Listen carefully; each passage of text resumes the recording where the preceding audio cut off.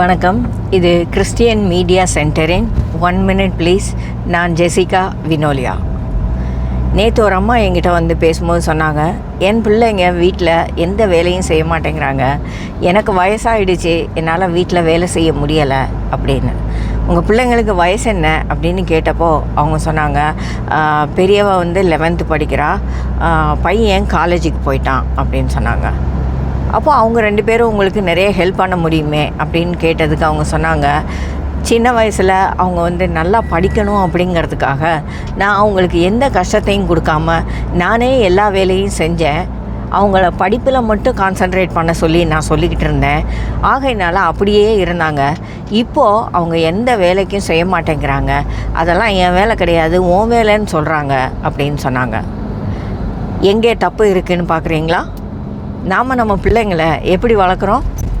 படிக்கிறது தப்பு இல்லை, படிப்பும் வாழ்க்கையில் அவசியம்தான். அதே சமயம் நடைமுறை வாழ்க்கையில் எல்லா பிள்ளைகளும் தங்களுக்கு தேவையான வேலைகளை செய்கிறதுக்கு பழகி இருக்கணும். அதை பெற்றவங்க தான் அவங்களுக்கு சொல்லிக் கொடுக்கணும். ப்ராக்டிக்கலாக யோசித்து பார்த்தா பையங்களை எடுத்துக்கோங்க. அவங்க 2 வீலரில் ஃப்ரெண்ட்ஸ் கூட என்னென்னமோ சாகசங்கள்லாம் பண்ணுறாங்க. அவங்களால வீட்டில் ஒரு கேஸ் சிலிண்டரை தூக்க முடியாதா? யோசிச்சு பாருங்கள். வீட்டில் கடையில் போய் திங்ஸ் வாங்க முடியாதா? இல்லை பெண் பிள்ளைங்களுக்கும் அவங்களுக்கு தேவையான வேலைகளை செய்கிறதுக்கு பழக்குங்க. தன்னுடைய துணியை தானே துவைக்கவும், தனக்கு வேண்டிய ஒரு காஃபியை அவங்களே போட்டுக்கவும், அவங்களுக்கு வேண்டிய சாப்பாடுகளை அவங்களே செஞ்சுக்கவும். சாப்பிட்றவங்க எல்லாருக்குமே கொஞ்சமாச்சும் சமைக்க தெரிஞ்சிருக்கணும் இல்லையா? இந்த பிள்ளைங்களுக்கு கண்டிப்பாக நீங்கள் சொல்லிக் கொடுங்க. அப்போ தான் அவங்களோட வாழ்க்கையில் தங்களோட வாழ்க்கையை எப்படி ஃபேஸ் அவுட் பண்ணணும்னு அவங்களுக்கு தெரியும். இல்லையா இருந்தால் எல்லா நேரமும் அடுத்தவங்களுக்கு தொந்தரவாக இருப்பாங்க. அவங்களுக்கு தேவையான எல்லா வேலைகளையும் அடுத்தவங்க செஞ்சு தரணும்னு அவங்க எதிர்பார்ப்பாங்க. உங்கள் பிள்ளைங்களுக்கு வீட்டில் இருக்கிற சின்ன சின்ன வேலைகளை பழக்குங்க. எல்லா கஷ்டங்களுக்கும் பழக்குங்க. நீங்கள் உங்கள் சின்ன வயசில் என்னென்ன வேலையெல்லாம் வீட்டில் செஞ்சீங்க அப்படிங்கிறத யோசித்து பாருங்கள்.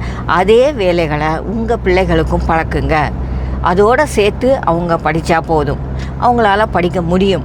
அது ஒன்றும் கஷ்டம் கிடையாது. படிப்பை மட்டுமே முழுசாக அவங்க கான்சன்ட்ரேட் பண்ணி வெறும் மார்க்குகளோடு வெளியே வரும்போது அவங்களால நடைமுறை வாழ்க்கையில் செய்ய வேண்டிய வேலைகள் எதுவுமே அவங்களுக்கு தெரியாமல் போயிடும். ஆகையினால உங்கள் பிள்ளைகளுக்கு நடைமுறை வாழ்க்கையில் என்னென்ன தேவையோ அத்தனை விஷயங்களையும் செய்ய கற்றுக் கொடுங்க. எல்லா வேலைகளையும் செய்கிற பிள்ளைகள் தான் வாழ்க்கையில் வெற்றிகரமாக இருக்க முடியும் அப்படிங்கிறத நீங்கள் மறந்துடாதீங்க. அதுக்கு நீங்களே ஒரு உதாரணம் இல்லையா? இப்போது உங்களுக்கு ஒரு கேள்வி, உங்கள் வீட்டு பிள்ளைங்க எப்படி இருக்கிறாங்க? அல்லது இது போல் வேலை செய்ய மாட்டேன்னு சொல்லுகிற பிள்ளைங்களுக்கு நீங்கள் என்ன ஆலோசனை சொல்லுவீங்க? அவங்க ஏற்றுக்கிற மாதிரி, அவங்கள வேலைகளுக்கு பழக்கிற மாதிரி உங்களுடைய ஆலோசனைகள் இருக்கட்டும். ஆலோசனைகளை இந்த வாட்ஸ்அப் குரூப்லேயே போடுங்க. தனி மெசேஜில் யாரும் எதுவும் போட வேண்டாம். மீண்டும் நாளைக்கு பார்க்கலாமா? Signing off Vinolia.